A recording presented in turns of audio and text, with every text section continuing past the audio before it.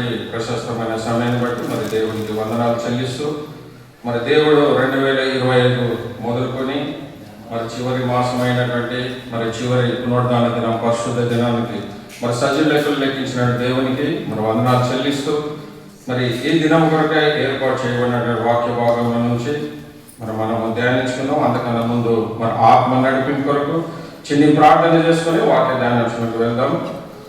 ప్రార్థన. మహాపరిశుద్ధమైనటువంటి మా ప్రియ పరలోక తండ్రి, దేవాని ఘనమైన నామానికి వందనాలు, స్తుతులు, స్తోత్రాలు చెల్లిస్తున్నాయా. మరి 2025 సంవత్సరంలో మరి ప్రారంభ మాసం నుంచి నాయన ప్రభా మొదటి పరిశుద్ధ దినము మొదలుకొని మరి చివరి పరిశుద్ధ దినము పునరుద్ధాన దినం వరకు ప్రభా మమ్మల్ని సజీవ లెక్కలు లెక్కించి నాయన నీ పరిశుద్ధ సన్నిధానం మేమందరం ఈ విధంగా కూడుకొని మరి శుద్ధించడానికి గణపరచడానికి మీరు ఇచ్చినటువంటి శ్రేష్టమైన సమయం బట్టి మీకే వందనాలు, స్తుతులు, స్తోత్రాలు చెల్లిస్తున్నాం ప్రభా. మా జీవితాలలో నాయన మరొక దినాన్ని చూడడానికి మీరు ఇచ్చినటువంటి భాగ్యం నాయన మా నీతి క్రియలు మా యథార్థత కాదు కానీ కేవలం నీ కృపాని కనికరదారులని మేము గ్రహించిన వారమైన ప్రభా.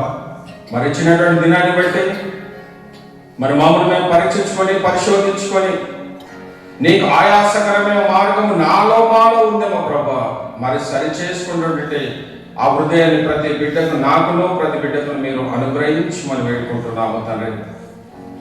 మరి అల్పుడను అయోగ్యుడనైనా ధూళి దుమ్ముతో సమానమైనటువంటి వాడినైనా ప్రభా, ఏ విషయంలో చూసినప్పటికీ అనర్హుడు అయినప్పటికీ నాయన ప్రభా నీ కనికరదార నీ కృప ద్వారా నాయన ప్రభా మరి ఈ స్థితిలో నిలబెట్టినానంటే కేవలం అది నీ కృప అనే విషయాన్ని మేము గ్రహించిన వారమైన ప్రభా. మరి పిలువబడిన వారు అనేకులు కానీ ఏర్పరచబడరు కొందరైనా నీ లేఖనంలో సెలవించిన విధంగా నాయన ప్రభా మీరు మమ్మల్ని ప్రత్యేకపరచుకొని కల్వరిశిలో మీరు ప్రశస్తమైన రక్తాన్ని కార్చి లోకంలోని మమ్మల్ని వేరుపరిచిన ఆయన ప్రభా ఈ యొక్క పరిశుద్ధ దినమున పునరుద్ధాన దినం నీ సన్నిధిలో మేమందరము కూడుకునే భాగ్యాన్ని మీరు మాకు అనుగ్రహించిన విధానాన్ని బట్టి నీకే వందనాలు, స్తుతులు, స్తోత్రాలు చెల్లిస్తున్నాం ప్రభా. నా శక్తి ద్వారా కానీ నా వాక్ చాతుర్యం కానీ ప్రభా నేను మాట్లాడుకుంటాను నా నోటికి మీరే బూరగుండి మరి మీరే నన్ను మరుగుపరిచి మిమ్మల్ని మీరు బయలుపరచుకొని నాయన ప్రభా వచ్చినటువంటి బిడ్డల ద్వారా మీరు మాట్లాడమని నాతోనూ మరి వచ్చిన బిడ్డలతోనూ మీరు మాట్లాడమని మరి నీ నోట నా మాట నుంచి నా చేతి నీడలను కప్పిదలను మీరు వాగ్దానం చేసినటువంటి దేవుడు ఆ వాగ్దానం మా పట్ల మీరు నెరవేర్చండి తండ్రి. మరి యెహోవా ఆశ్రయదుర్గమా మా నోటి మాట మన ఉదయ ధ్యానములు నీకు అంగీకారమైనటువంటి కృపను మీరు మాకు అనుగ్రహించమని సమస్త మహిమ ఘనత ప్రభావం మీకే చెల్లిస్తూ నన్ను నేను దక్కించుకుంటూ నీ నామాన్ని హెచ్చిస్తూ అతి త్వరలో రానైన ప్రభువైన యేసు క్రీస్తు పేరట బ్రతిమాలి వేడుకుంటున్నాము తండ్రి, ఆమేన్. మరి దేవుని నామముకు మహిమ కలుగు గాక. మన ప్రియ ప్రభువు మన రక్షకుడైన ప్రభువైన యేసు క్రీస్తు నామంలో మరి నాతోటి దైవ సేవకులకు అదేవిధంగా కూడి వచ్చిన సంఘానికి మరి ప్రత్యేకమైన వందనాలు చెల్లిస్తూ మరి ఈ దినం కొరకై ఏర్పాటు చేయబడిన వాక్య భాగము మరి నిన్నటి దినాన మరి మన గ్రూప్లో కూడా పెట్టడం జరిగింది. మరి మరణకరమైన పాపము, మరణకరము కాని పాపము అంటే పాపాలు 2 రకాలుగా మరి అక్కడ అపోస్తలుడైన యోహాను గారు చూపినట్టుగా మనం చూస్తున్నాం. మరి ఈరోజు మరి సమయం ఆల్రెడీ 11:20 హాఫ్ అన్ అవర్లో మరి ఒక్కదాని అంటే మరణకరమైన పాపం గురించి మనం రెండు ధ్యానించిన సమయం సరిపోదు కాబట్టి ఆల్రెడీ మనకు ఉన్నట్టు సమయం హాఫ్ అన్ అవరే. మరి దాంట్లో మరణకరమైనటువంటి పాపం గురించి మరి కొన్ని విషయాలు మనం ధ్యానించుకుందాం. మరి అదేవిధంగా ఈ మరణకరమైన పాపము మరి పాత నిబంధనలో మరి భక్తులైనటువంటి వారు అనేక మంది దానికి విరోధంగా చేసి వాళ్ళు మరణాన్ని చూసినట్టుగా మనం చూస్తాం పిల్లలు. మొట్టమొదటి ఏంటంటే మరి పాపము అంటే ఏంటి అంటే మనం సర్వసాధారణంగా ఎప్పటి చెప్పే మాట ఏంటంటే మొదటి యోహాను పత్రిక 3:4 ప్రకారము ఆజ్ఞాతి క్రమమే పాపము. అంటే మనం అన్ని ఆజ్ఞలను కనుక గైకొనిన వారమైతే అది పాపం లేనట్టుగా మనం అనుకుంటున్నాం. కానీ ఇంకా అనేకమైన లేఖనాలు కనుక మనం గమనిస్తే మరి సమూయేలు ప్రవక్త చెప్పినటువంటి మాట ప్రార్థన చేయకపోవడమే పాపము అంటాడు. అంటే ఇశ్రాయేలు నిమిత్తము వాళ్ళు వచ్చి తనతో కలిసినప్పుడు నేను మీ నిమిత్తము పాపము చేయకపోవడమే, నేను ప్రార్థన చేయకపోవడమే పాపము అంటాడు.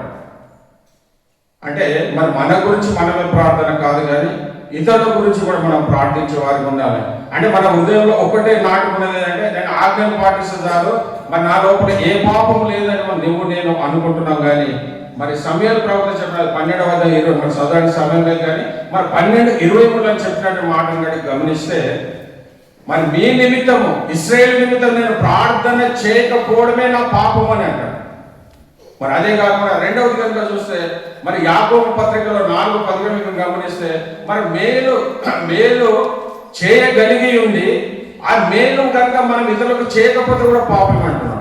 మేలు చేయగలిగి ఉండి ఎవరైనా మనకి ఏదైనా మనం చేయగలిగిన స్థితిలో ఉండి వారు వచ్చి మనకి ఏదైనా మేలు అడిగినప్పుడు వాళ్ళు మనం చేయగలిగిన స్థితిలో ఉండి వాళ్ళ కనుక అడిగినటువంటి మేలు కనుక మనం చేయకపోతే మరి అది కూడా పాపం అంటున్నాడు పిల్లలు. మరి యాకోబు పత్రికలో మనం చూస్తే 4:17 మరి అదే మూడవది మరి ఎబ్రీ పత్రిక 3:8 గమనిస్తే, నీ హృదయం కఠినపరచుకోవడం కూడా పాపం అంట. నీ హృదయం ఎప్పుడు నీ హృదయం మృదుత్వం కలిగింది ఉండాలి, కానీ నీ హృదయం ఎప్పుడు కఠినపరిచినదిగా ఉండకూడదు. కఠినమైనటువంటి హృదయము మనము కలిగి ఉండకూడదు. ఇవన్నీ పాపాలుగానే మనం అనుకుంటాం.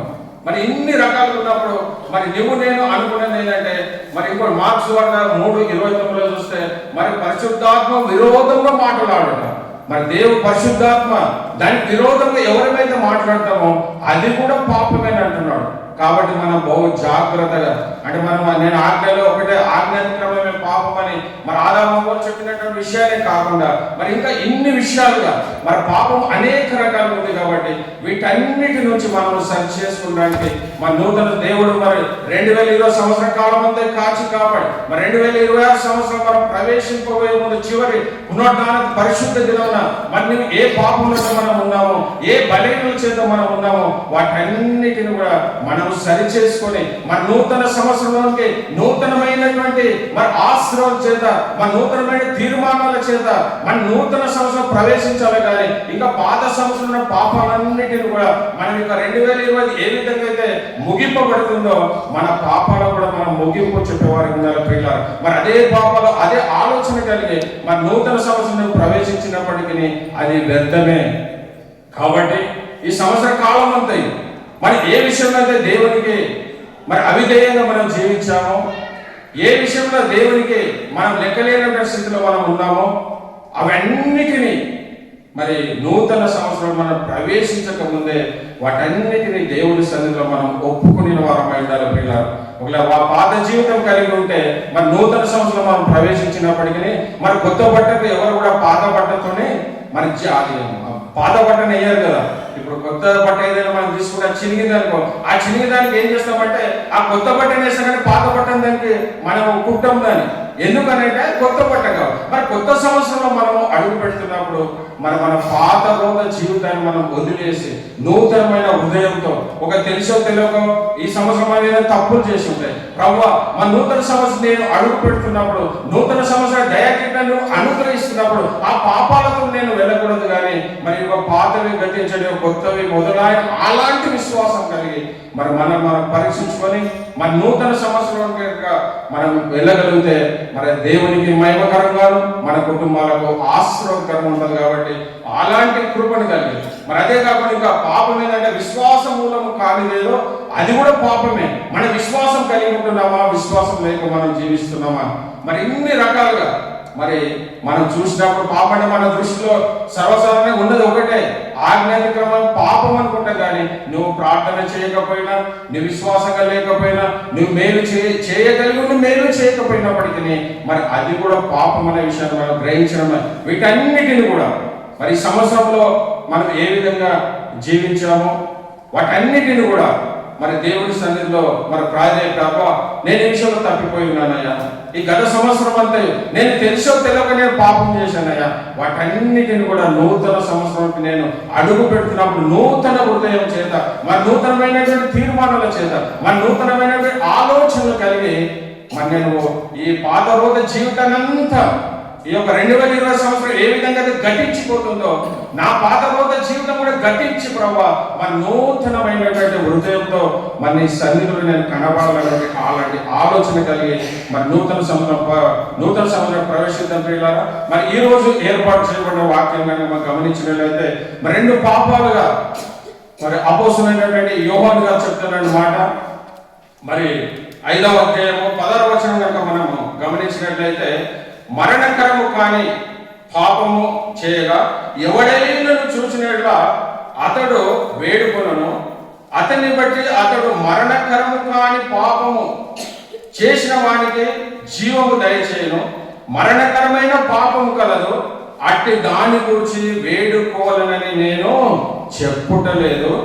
మరి అదేవిధంగా సకల దుర్నీతియు పాపములైతే మరణకరము కాని పాపము. మరి 2 పాపాలను ఇక్కడ మరి యోహాను గారు చూపిస్తున్నట్టుగా చూసిన పిల్లరా, ఒకటి శరీరం ద్వారా చేసినటువంటి పాపాలకు మరి దేవుని ఎదుటి పోయి సాగిలపడి మరి దేవుని ఎదుట నువ్వు ప్రాధేయపడితే ఆ పాపానికి పాప క్షమాపణ ఉంది, కానీ మరణకరము పాపం కనుక చేసే దానికి ఇక క్షమాపణ లేదు అని. మరి 2 పాపాలు, అది పాపం కాదని అనుకోవడానికి కాదు, కానీ 2 పాపాలు అయినప్పటికీ దాంట్లో మరణకరం కానీ పాపం చేస్తే దానికి పాప క్షమాపణ లేదు పిల్లరా. మరి దానికి పరిశుద్ధ గ్రంథంలో పాత నిబంధనలు చూస్తే అనేక మంది ఇమీడియట్ గా అది ఎఫెక్ట్ అయ్యి వాళ్ళు మరణాన్ని పొందినట్టుగా మనం చూస్తాం. అనేక మంది భక్తులు దేవుడు చేసిన నిబంధనలను మరిచి మరి దేవుడు ఏదైతే చేయమని చెప్పాడో అది చేయకుండా వాళ్ళ సొంత ఆలోచన కలిగి చేసినట్టుని బట్టి ఇమ్మీడియట్ గా దేవుడు వారికి పనిష్ చేసినట్టుగా మనం చూస్తాం, మరణాన్ని పొందినట్టుగా మనం చూస్తున్నాం. మరి అనేక విషయాలు మరి లేవియా కాండము మరి 10వ అధ్యాయం 1 నుంచి 3 వరకు, అదేవిధంగా 8-11లో చూస్తే అక్కడ దేవుని యొక్క ప్రత్యక్ష గుడారంలో మరి యాజకులైనటువంటి వారు ఆ ధూపము వెలిగిస్తున్నప్పుడు ఏదైతే ప్రత్యక్ష గుడంలో మండుచున్నటువంటిది ఏ పాత్రలో అయితే మండుచుందో ఆ అగ్ని చేతనే ధూపాలు వాళ్ళు వెలిగించేవారు ఉండాలి. కానీ వాళ్ళు ఏం చేశారంటే యాజకులైనటువంటి వారు ఆ ధూపాలను వెలిగించలేనటువంటి స్థితిలో మరి మర్చిపోయారో ఏమేమి తెలియదు, కానీ ఆ ధూపాన్ని అక్కడ ఆగిపోయిన దాన్ని బట్టి వారు ప్రకృతి సంబంధమైనటువంటి అగ్నిని తీసుకొని వచ్చి ఎప్పుడైతే ఆ ప్రత్యక్ష గుడారంలో వాళ్ళు వెలిగించడం మొదలు పెట్టారో మరి దేవుడు వారి మీదకి మరి వారికి మరణాన్ని అనుగ్రహించినట్టు మనం చూసిన పిల్లలు. అంటే వాళ్ళు చేసిన తప్పేంటి అంటే దేవుడు ఒక నిబంధన చేశాడు, ఈ ప్రత్యక్ష గుడారం అనుదినము కూడా అది వెలిగించబడాలి, అది వెలిగించబడి దానితోనే తిరిగి వెలిగించబడాలి. కానీ వీరు చేసినటువంటి తప్పిదం ఏంటంటే ఆ ప్రత్యక్ష గుడారంలో మండుచున్నటువంటి అగ్ని చేత వాళ్ళు దాన్ని మండించకుండా ధూపార్తులను వెలిగించకుండా వాళ్ళు చేసినటువంటి తప్పిదం ఏంటంటే ప్రకృతి సంబంధమైనటువంటి అగ్నిని తీసుకొచ్చి ఆ ప్రత్యక్ష గుడారంలో ఎప్పుడైతే ధూపార్తులు వారు వెలిగించారో మరి దేవుడు వారికి మీదికి మరణాన్ని తీసుకొని వచ్చాడు పిల్లలు. ఒకసారి చదివితే బాగుంటుంది. 8వ అధ్యాయం 11 చదువు. లేవియా కాండము 8వ అధ్యాయము మరి 11వ వచనం కనుక మనం గమనిస్తే అక్కడ వాళ్ళ మరణాన్ని అతడు దానిలో కొంచెము చదవమ్మా. 7 మార్లు బలిపీఠం మీద ప్రోక్షించి బలిపీఠమును దాని ఉపకరణములన్నిటినీ గంగాళమును దాని పీఠమును ప్రతిష్ఠించుటకే వాటిని అభిషేకించెను. 8:11 లేవియా కాండము 8:11 అతడు దానిలో కొంచెము 7 మార్లు బలిపీఠం మీద ప్రోక్షించి బలిపీఠమును దాని ఉపకరణములన్నిటినీ గంగాళము దాని పీఠను ప్రతిష్ఠించుటకై అతడు అభిషేకించను. మరి అదే కాకుండా మరి అక్కడ దేన్ని యాజకులను ప్రత్యేకంగా ఏర్పాటు చేసుకున్నటువంటి దేవుడు ఆ యాజకులు దాన్ని చేయాలి. కాబట్టి అదే 10వ అధ్యాయం కనుక మనం గమనించినట్లయితే 1 నుంచి 3 వచనాలు గమనిస్తే మరి అహరోను కుమారుడైన నాదాబు అబీహులు తమ ధూపార్తులను తీసుకొని వాటిలో నిప్పులుంచి వాటి మీద ధూపద్రవ్యము వేసి యెహోవా తమకు ఆజ్ఞాపించని వేరొక అగ్నిని ఆయన సన్నిధికి తేగా. మరి ఇక్కడ స్పష్టత దేవుడు చెప్తున్న మాట ఏంటంటే దేవుడు వారికి ఏదైతే నిబంధన చేశాడో ఆ నిబంధన మితిమీరిన వారు చేసే వేరొక అగ్నిని దేవుడు ఏదైతే ప్రత్యక్ష గుడారంలో మండుచున్నటువంటి అగ్ని చేతనే వాళ్ళ ధూపార్తులు వెలిగించాలి. కానీ వీరేం చేశారంటే మరి అది యెహోవా సన్నిధి నుండి అగ్ని బయలుదేరి వారిని కాల్చివేసెను. మరి మనము మరణకరమైనటువంటి పాపం ఏంటంటే దీనికి ఇంకా పాప క్షమాపణ. అయ్యో వీళ్ళు తప్పు చేశారు కదా, అయ్యో వీళ్ళు దేవుడిని వేడుకుంటే మరి దేవుడు క్షమిస్తాడంటే అది క్షమించరానటువంటి పాపము, మరి దేవుని సన్నిధితో విరోధంగా చేసినటువంటి పాపం. కాబట్టి వాళ్ళు అప్పటికప్పుడే మరి అక్కడ చూసినట్లయితే వాళ్ళు వారిని కాల్చివేశారు, వారి యెహోవా సన్నిధిని మృతి పొందిరి. ఎంత మరి వాళ్ళు చేసిన పాపం ఏంటండి?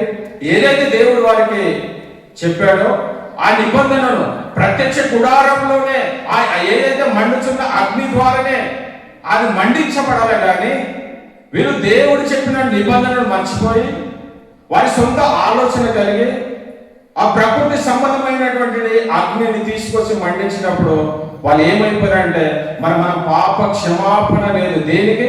మరణకరమైనటువంటి పాపం కనుక చేస్తే దానికి క్షమాపణ లేదు పిల్ల. అందుకే ఇక్కడ వారి దేవుడు చేసినటువంటిది ఏంటంటే వాళ్ళందరూ కూడా మరి యెహోవా సన్నిధిని మృతి పొందిరి. అంటే వాళ్ళు చేసిన తప్పేంది అంటే దేవుడు ఏదైతే వాళ్ళకు నియమించాడో దాని ప్రకారంగా చేయకుండా వాళ్ళు ఇష్టం దేవుని చిత్త ప్రకారం చేయకుండా, దేవుని నిబంధన ఏదైతే ఉందో ఆ నిబంధన ప్రకారం వారు చేయకుండా వారు చేసినటువంటి పాపం ఏంటంటే మరి చేయడాన్ని బట్టి వారు ఇమ్మీడియట్ గా, ఏదో లేట్ కాదు. అందుకే మనం మరణకరమైన పాపానికి పాప క్షమాపణ లేదు, ఇమ్మీడియట్ ఎఫెక్ట్ అయినట్టుగా మనం చూస్తున్నాం పిల్లరా. ఇది మొదటి సందర్భం. మరి రెండవ సందర్భం కనుక గమనిస్తే మరి సంఖ్యాకాండం 26:9-11 అక్కడ చేసినటువంటిది మరి దేవుడు ప్రత్యేకంగా మోషేను అహరోనును ఒక యాజకులుగా ఏర్పాటు చేసుకుని వారిని మరి ఐగుప్తు దేశం నుంచి ఇశ్రాయేలు నడిపించే నాయకులుగా ఏర్పాటు చేసుకున్నటువంటి దేవుడు.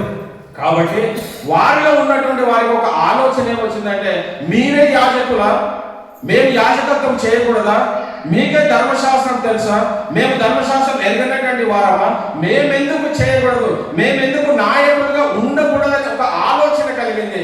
వాళ్ళు ఎవరంటే కోరాహు, అబీరాము, దాతాను. వారికి కలిగినటువంటిది ఏంటంటే వీళ్ళు మోసే తనను తాను ప్రత్యేకపరచుకోలేదు, కానీ దేవుడే తనను ప్రత్యక్షపరచుకొని నువ్వు ఈ యొక్క ఇశ్రాయేలు ప్రజలందరినీ నడిపించడానికి ఒక నాయకునిగా ఏర్పాటు చేసుకున్నటువంటి దేవుడు దానిని చూసినటువంటి ఈ కోరాహు, అబీరాము, దాతాను చేసిన పని ఏంటంటే అయ్యా నీవే నాయకుడవా, నీకే సమస్తం తెలుసా, మేము చేయలేమా, నువ్వు చేసినటువంటి కార్యము, నువ్వు చేసినట్టు ఏదైతే నువ్వు చేసిన అది మేము చేయలేమా, మేము ఇశ్రాయేలు ప్రజలను నడిపించలేమా అని మరి తన మీద, అహరోను మీద, మరి మోసే మీద సనుకోవడాన్ని బట్టి మరి ఇది ఏంటంటే మరి వారు దేవునికి విరోధముగా చేస్తున్నటువంటి పాపం ప్రియులారా. మరి వీరి పరిస్థితి ఏమైంది? దాదాపుగా మరి కోరాహు అతని సంబంధులందరూ కూడా దాదాపు 2050 మంది ఇమీడియట్ అంటే సమయం ఫ్రాక్షన్ ఆఫ్ సెకండ్స్ లోపల ఏదైతే దేవునికి చేసి మరణకరమైన పాపం ఎప్పుడైతే మరి కోరాహు, దాతాను, అబీరాము చేశారో మరి ఏ పాపం చేశారంటే ఏ పాపం లేదు, కానీ మోసే మీద సనుకోవడము, ఆయననే నాయకత్వం చేయాలా, మేమెందుకు నాయకత్వం చేయకూడదు, మేము కూడా యాజకులమే కదా, మేము కూడా ఇశ్రాయేలు ప్రజలమే కదా, మీరే ప్రత్యేకంగా చేయాలని ఆలోచన కలగడమే వారు చేసినటువంటి మొట్టమొదటి తప్పు ప్రియులారా. మరి ఎందుకంటే దేవుడే వారిని ఏర్పాటు చేసుకున్నాడు. మరి దేవుడు ఏర్పాటు చేసుకున్న వారిని మనం ఎప్పుడు కూడా మరి మన దావీదు విషయంలో గమనిస్తే మరి సౌలు విషయంలో మరి దావీదుకు సౌలు చంపడానికి పలుమార్లు అవకాశం కలిగినప్పటికీ మరి దావీదు చేసినటువంటి మంచి కారణం ఏంటంటే ఆయన దేవుడి చేత అభిషేకించబడిన వాడు కాబట్టి నేను ఆయనను చంపకూడదు. పలుమార్లు అవకాశం వచ్చింది. ఎందుకంటే దేవుని చేత అభిషేకించినటువంటి వ్యక్తి. మరి అహరోను, మోషే కూడా ఏంటంటే దేవుని చేత అభిషేకించిన వాడు, దేవుడు ప్రత్యేకంగా వారిని ఏర్పాటు చేసుకున్నటువంటి వాడు. కాబట్టి మరి వారి మీద వీళ్ళు సనగడాన్ని బట్టి మరి దేవుడు వారి పట్ల చేసినటువంటి కార్యం కనుక మనం గమనిస్తే మరొకసారి చదవమని 20 సంఖ్యాకాండం 26వ మరి 9 నుంచి కోరాహు తన సమూహంలో పేరు పొందినవాడు అతని సమాజం యెహోవాకు విరోధముగా వాదించినప్పుడు సమాజము మోషే అహరోనులకు విరోధముగా వాదించిన దాతాను అబీరాములు వీరు ఆ సమూహపు పొందినప్పుడు అగ్ని 250 మందిని భక్షించినందున భూమి తన నోరు తెరిచి వారిని కోరాహును మృంగివేసినందున వారు దృష్టాంతములైరి. ఇది ఏంటంటే వాళ్ళు చేసినటువంటి తప్పిదం ఏదో గొప్ప తప్పిదం కాదు, ఏదో వాళ్ళ శరీర క్రియలు చేసిన తప్పిదము కాదు. ఒక శరీర క్రియల ద్వారా మీరు ఏదైనా తప్పు చేస్తే అది దేవుడు క్షమిస్తాడు. కానీ ఈ శరీర క్రియలు కానటువంటిది పాపము. మనం ఏమనుకుంటామంటే ఏదైనా వ్యభిచారం చేస్తానో, ఏదో అబద్ధం ఆడతానో, ఏదో మనం దొంగతనం చేస్తేనే తప్పు అని మనం అనుకుంటున్నాం. కానీ ఇక్కడ మీరు అలాంటి క్రియలు ఏమి కోరావు అంటే ఏదైతే అభిషేకించబడినటువంటి ఆ దైవ సేవకుల పైన మీరు కలిగినటువంటిది ఏంటంటే మేము కూడా మీరే ఉండాలా, మేము కూడా నాయకులుగా ఉండాలని ఒక ఆలోచన కలగండి. అంటే దేవుడు వాళ్ళని ప్రత్యేకంగా ఏర్పాటు చేసుకున్నప్పుడు వారిని గౌరవించవలసిన స్థితిలో లేకుండా మరి వాళ్ళు చేసిన తప్పిదం ఏంటంటే చేసిన దానికి ఎన్నడూ జరిగినటువంటి విపత్తు. వాళ్ళ సమాధులన్నా అయినా లేదు, ఆ భూమి నోరు తెరిచిందంట. వాళ్ళు 250 మంది ఏమైపోయారు? మరి మరణము పొందారు. పిల్లరా, పాపము మరణము కాని అంటే మరణకరమైనటువంటి పాపము ఎంత ఘోరమైంది ప్రియులరా. కాబట్టి మనం కూడా సంఘంలో ఏదైనప్పటికీ మన సంఘ కార్యక్రమాలను మనము వాటిని అనుసరించే వారు ఉండాలి. మన దైవ సేవకులను మనం ప్రేమించే వారు ఉండాలి, సంఘాన్ని మనం ప్రేమించే వారు ఉండాలి. కానీ మన సంఘ పైన కానీ మన దైవ సేవకుల పైన కానీ నీవు ఇష్టం వచ్చినట్లు మాట్లాడినావనుకో, అది ఏంటి? పాపమే. అది మరణకరమైనటువంటి పాపమే పిల్లరా. కాబట్టి మనం బహు జాగ్రత్తగా, అయ్యో నేను ఏమనడం లేదు కదా, నా శరీరం ద్వారా చేసినటువంటి పాపాలని అనుకుంటున్నామో, కానీ శరీరం ద్వారా చేసిన పాపాలు అవి క్షమించబడతాయి. ఒకవేళ దావీదు చేసినటువంటి పాపాన్ని బట్టి 51 కీర్తనలో ఎంతగానో దేవునికి ప్రాధాన్యపడ్డాడు. తిరిగి దేవుని సన్నిధిలో చేర్చుకోబడ్డాడు. మరి నాకు ఆయన గురించి దేవుడు ప్రత్యేకంగా నా స్నేహితుడు, నా బహుప్రియుడు అన్నట్టుగా మనం చూస్తాం. కాబట్టి మరి ఆయన చేసి మనం కూడా మన జీవితాలలో ఎప్పుడు కూడా సంఘ విషయంలో కానీ సంఘ కాపురుల విషయంలో కానీ ఎప్పుడు కూడా మనం తప్పు చేసే వరకు ఉండకూడదు పిల్లలు. కాబట్టి బహు జాగ్రత్తగా మనము ఈ యొక్క నూతన సంవత్సరానికి ప్రవేశిస్తున్నాం. నూతనమైనటువంటి హృదయం చేత ఇప్పటివరకు మనం ఒక సనుకున్నామేమో సేవకుల పైన, ఒకవేళ సంఘం పైన మనం సనుకున్న స్థితిలో కనుక మనం ఉన్నామేమో, ఆ స్థితిలో మనం ఉండకూడదు. కానీ మనం ఎప్పుడైనా వారిని గౌరవించేవారుగా, మన సంఘానికి మనం విలువనిచ్చేవారికి ఉండాలి. కానీ అదేమి సంఘంలో అనే స్థితిలో మనం ఉండకూడదు. కానీ అది దేవుడు ఏర్పాటు చేసిన సంఘం, తన స్వరక్తం ఇచ్చి మనం సంపాదించినటువంటి సంఘమే కదా. ఎవరో కట్టారంటే దేవుడు వారిని ప్రేరేపిస్తేనే. మరి దావీదు కట్టాలని ఆశపడినప్పటికీ మరి దావీదుకు దేవుడు అవకాశం ఇవ్వలేదు, తన కుమారుడికి సొలొమోనుకి ఇచ్చాడు. అంటే అది ఎవరు? దేవుడు కూడా. ఇప్పుడు ఈరోజు అనేకమైన మందిరాలు కట్టబడుతున్నాయంటే దేవుడు వారిని ప్రత్యేకపరచుకొని వారి ద్వారా మందిరాలు అనేక మంది కట్టాలని ఆశ కలిగి ఉండవచ్చు. కానీ అనేక మందికి లేనటువంటిది మరి దేవుడు ప్రత్యేకపరచుకొని వారిని కట్టుతున్నప్పుడు వారి గురించి మనము అనవసరమైన మాటలు మాట్లాడడం. కానీ మన సంఘం పట్ల సంఘంలో మనం అందరం ఉన్నామంటే ఒకరిలో కూడా ఏదైనా సహోదరులు ఐక్యత కలిగి నివసించుదా ఎంతో మేలు, ఎంతో. మనం 133 కీర్తనలు మనం ఏదైతే చదువుకుంటామో మరి దాన్ని మనం అనుసరించే వారు ఉంటున్నామా? మన సంఘంలో ఉంటాం. కానీ మన సంఘంలో అనేకమైన విభేదాలు ఉన్నాయి.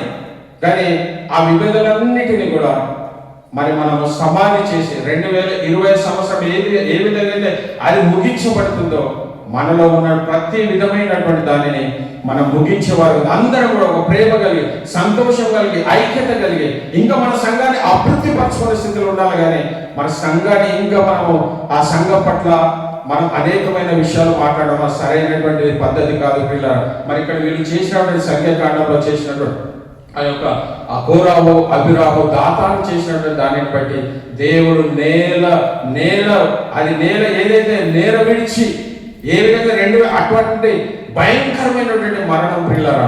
ఇది 2 విషయాలు. మొట్టమొదటి ఏంటంటే ప్రత్యక్ష గుడారంలో యాజకులు చేసినటువంటి దానిని వాళ్ళేమి తప్పిదం చేయలేదే, వాళ్ళ అగ్ని ఆరిపోయినాం. కానీ అగ్ని ఆరకూడదు, అది నీవు చూసుకోవాలి. నీ ఆత్మీయమైన జీవితం కూడా మన ఆత్మీయ జీవితానికి కనుక అనువయించుకుంటే మన ఆత్మీయ జీవితం ఎప్పుడు ఆరిపోయే స్థితిలో ఉండకూడదు. మరి అక్కడ ఆరిపోయింది కాబట్టి ఆ యొక్క ప్రత్యక్ష గుడారంలో దినము అది వెలుగుతూ ఉండాలి. ఆ వెలుగుతున్న అగ్ని చేతనే వాళ్ళు ధూపార్తనం వెలిగించాలి. కానీ వాళ్ళు ఈ మర్చిపోయారో ఏమి చేశారో తెలియదు, కానీ వాళ్ళ ఇష్టానుసారంగా చేయడాన్ని బట్టి వాళ్ళు కూడా మరి అప్పటి క్షణంలోనే వాళ్ళందరూ కూడా మరణించారు.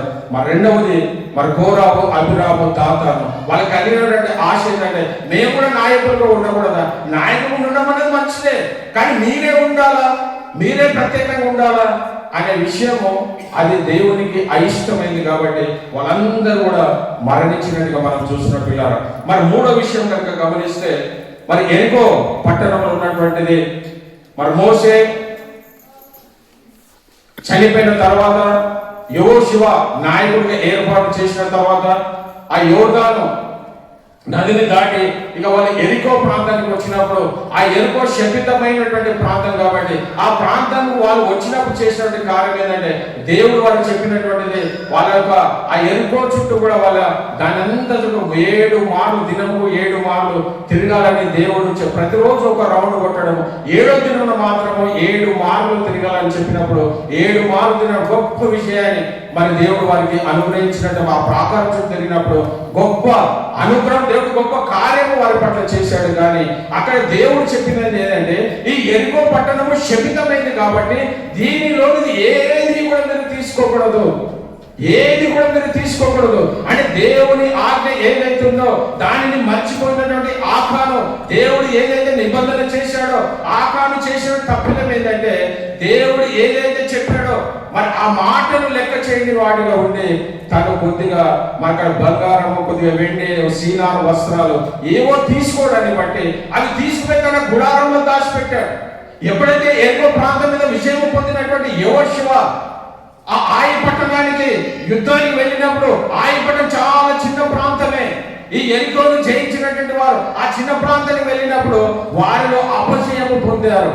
దేవుడు గొప్ప విజయాన్ని ఎరికో ప్రాంతం మీద ఇచ్చినప్పటికీ ఆయి ప్రాంతం అది చిన్న ప్రాంతం కదా, ఆ ప్రాంతం మీద యుద్ధం చేయాలని పోయినప్పుడు అక్కడ అపజయం వచ్చింది.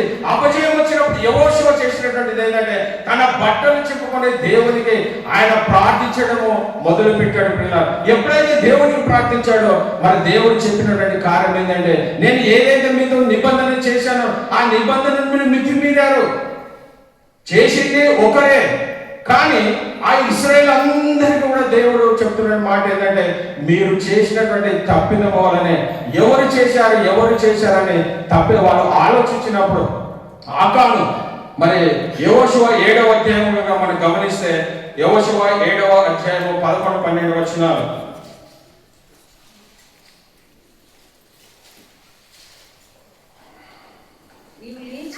నీవు లేచి చదువు చెప్పుము, రేపటికి మిమ్మల్ని మీరు పరిశుద్ధపరచుకొని ఇశ్రాయేలు దేవుడైన యెహోవా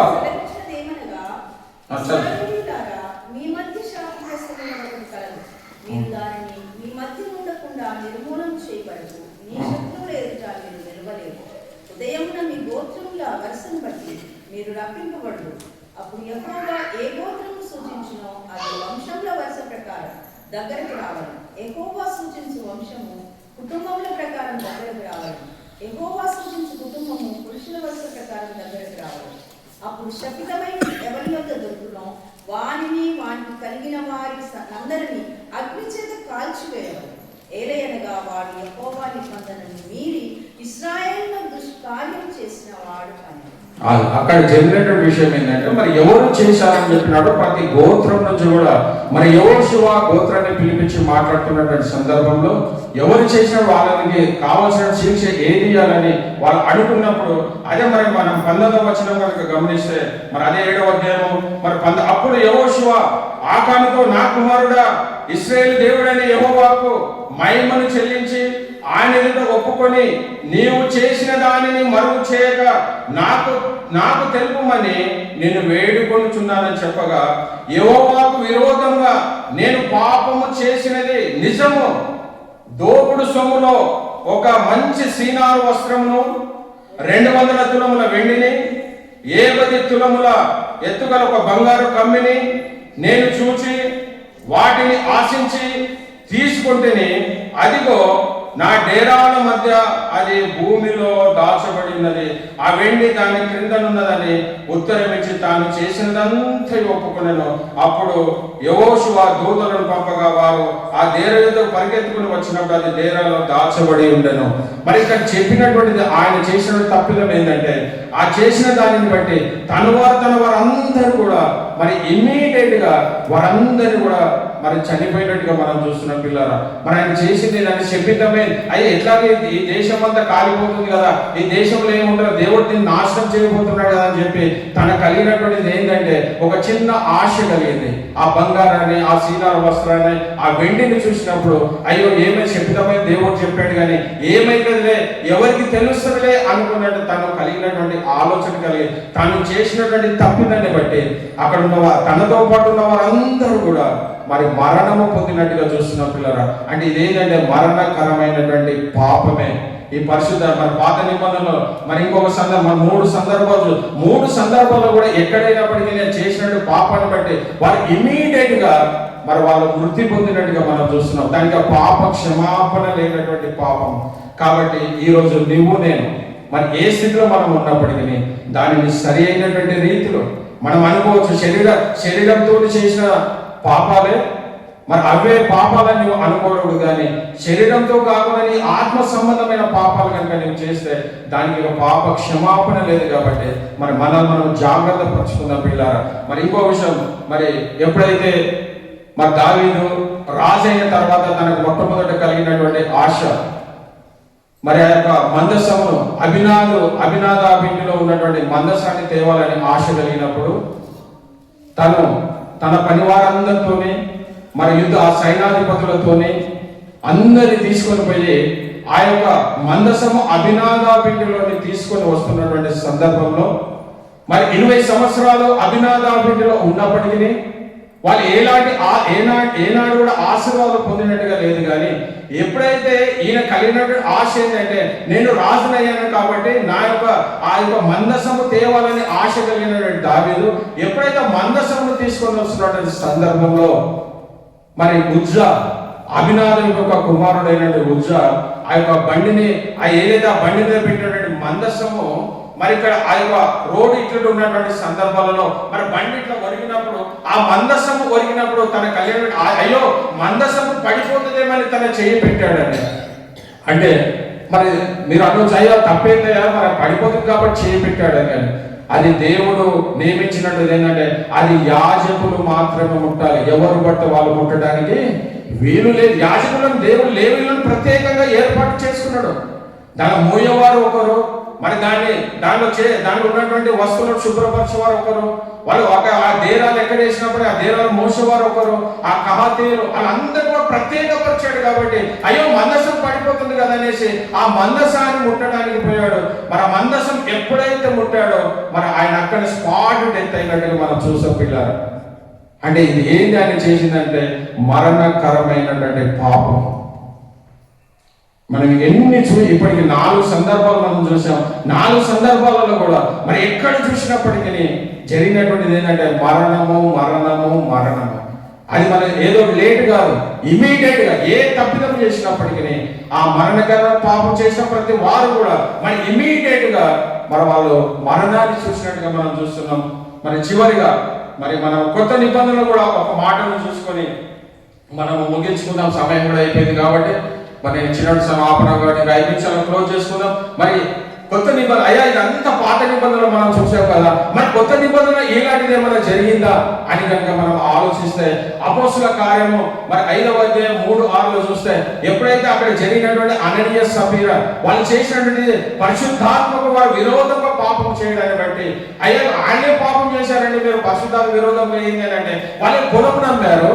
ఆ పొలంలో వచ్చిన దానిలో కొంత దాచుకొని భార్య భర్తలు అననీయ సఫీరా ఏకమైపోయి వీళ్ళు ఎవరు అపోస్తులు ఎవరు అడగలేదు కదా, నీకు ప్రేమ కలిగి నువ్వు ఇయ్యగలిగిన స్థితిలో ఉంటే దేవునికి ఇయ్యు, కానీ నువ్వు ఇయ్యలేనటువంటి స్థితిలో నీకు మనసు లేకపోతే దేవునికి ఇయ్యొద్దు. కానీ వీరు చేసినటువంటి పాపం ఏంటంటే ఏదైతే వాళ్ళ పొలాన్ని అమ్మారో ఆ పొలంలో వచ్చిన దానిని కొంత మాత్రము దాచుకొని మిగతాది అపోస్తుల పాదాల వద్దకు తీసుకుపోయినట్టుగా మనం చూస్తున్నాం. కానీ అక్కడ పేతురు గారు ఒక అద్భుతమైన మాట మాట్లాడతారు. పేతురు గారు శ్రేష్టమైన అద్భుతమైన మాట ఏంది అని అంటే, మరి మనం కూడా ఏ కానుకలు ఇచ్చినప్పుడు ఏది ఇచ్చినప్పుడు కూడా మన హృదయపూర్వకంగా మనం ఇచ్చేవారికి ఉండాలి. కానీ మరి ఏదో వాళ్ళు చూస్తారా వీళ్ళు చూస్తారా కానీ ఇక్కడ ఆయన ఒకటి అద్భుతమైన మాట మన 4వ వచనం కనుక చూస్తే, అప్పుడు పేతురు, అననీయ, నీ భూమి వెలలో కొంత దాచుకొని పరిశుద్ధాత్మను మోసపుచ్చుటకు సాతాను ఎందుకు నీ హృదయమును ప్రేరేపించను? ఆయన మరి అది పరిశుద్ధాత్మను వ్యతిరేకంగా చేస్తే కూడా మరి ఇక్కడ కూడా వాళ్ళు మరణాన్ని చూస్తాం. పిల్లల అననీయ చనిపోయాడు. అదేవిధంగా తన భార్య సభ్యుల 3 గంటల తర్వాత అననీయ చనిపోయిన విషయం మరి తన భార్యకు తెలియదు కాబట్టి ఈమె కూడా చనిపోయిన 3 గంటల తర్వాత ఆమె వచ్చింది. ఆమె వచ్చినప్పుడు జరిగినటువంటి ఏంటంటే అక్కడ ఇంకోటి అద్భుతమైన మాట చెప్పాడు పౌలు గారు. అది 4వ వచనం చూస్తే, అది నీ యొద్ద ఉన్నప్పుడు నీదే కదా అమ్మినట్టు అది నీ వశమై ఉండలేదా? ఎందుకు ఈ సంగతి నీ హృదయంలో ఉద్దేశించుకున్నావు? నువ్వు మనుషులే కాదు దేవునితోనే అబద్ధం ఆడిదివని అతనితో చెప్పు. దేవునితోనే అబద్ధం ఆడి మనం అనుకోవచ్చు, అయ్యో ఎవరు చూడు, కానీ దేవుడు అనుక్షణం మనం పరీక్షించినటువంటి దేవుడు, మన తల వెనుకలు లెక్క పెట్టగలిగినటువంటి దేవుడు కాబట్టి మీరు అనుకున్నది ఏంటంటే, అందరు పోయినప్పుడు పేతురు ఎవరిని అడుగుతలేడు. ఎవరైతే తీసుకుపోయి ఎంతైతే ఇస్తున్నారో ఆ పేతురు ఎవరిని కూడా అడగలేదు. అనేక మంది ఇచ్చారు కానీ ఎవరిని కూడా అడగలేదు. ఎందుకు అడగలేదు అంటే వాళ్ళు అలాంటి తప్పిదము చేయలేదు. వీళ్ళేమనుకున్నారంటే వాళ్ళని అడగలేదు కాబట్టి మమ్మల్ని కూడా అడిగాడు పేతురు గారు, అందుకు కొంత దాచుకుందాం అని పోయారు. కానీ ఇమీడియట్ గా వాళ్ళు ఏమైపోయారు అంటే మరణము పొందారు. పిల్లలు అంటే ఈ యొక్క మరణకరమైనటువంటి పాపం, దానికి ఇంకా దానికి పాప క్షమాపణ లేదు. మనం ఎన్ని సందర్భాలు మనం చూసినప్పటికీ మరి అన్ని సందర్భాలలో కూడా మనం మరణాన్ని పొందినట్టుగా చూస్తున్నాం. కాబట్టి మరి దేవుడు నీకు నాకు ఇచ్చినటువంటి అవకాశం ఏంటంటే మనం ఆ పాపం ఎప్పుడు కూడా మన దేవునికి విరోధమైనటువంటి కార్యాలు మనం చేయకుండా మన జీవితాన్ని ఒకవేళ మనం మరణం కాని పాపం కనుక చేస్తే మన దేవుని ఎదుట కనుక నువ్వు సాగిలపడి దేవునికి దేవుని నువ్వు ప్రలాపిస్తే దేవుడు తప్పకుండా మనం క్షమిస్తాడు. కానీ ఈ మరణకరమైనటువంటి పాపంలో మనము ఉండకుండా మన ఆత్మీయ జీవితాన్ని కాపాడుకునే వారికి ఉందా పిల్లలు? అటువంటి కృప దేవుడు మనందరికీ అనుగ్రహించుగాక. ప్రార్థించుకుందాం. ప్రార్థన. మహాపరిశుద్ధమైనటువంటి మా ప్రియ పరలోకపు తండ్రి,